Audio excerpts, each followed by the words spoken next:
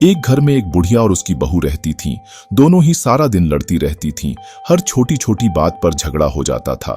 कई बार झगड़ा इतना बढ़ जाता कि सास बहू का सारा सामान उठाकर घर से बाहर फेंक देती। एक दिन बहू किसी महात्मा से मिली। उस महात्मा को बहू ने सारी बात बताई। महात्मा बोले, कोई बात नहीं, मेरे पास एक अचूक दवा है। जब भी तेरी सास तुझसे लड़े तब तू उस दवा को अपने मुंह में रख लेना, इससे तेरी सास अपने आप चुप हो जाएगी।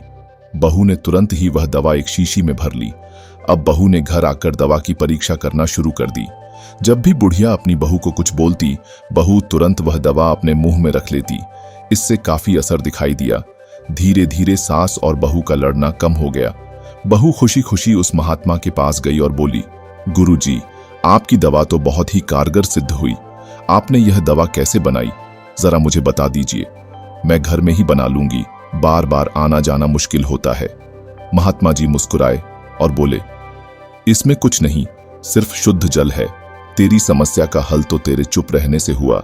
जब तू यह पानी अपने मुंह में भर लेती थी तो तू बोल नहीं सकती थी।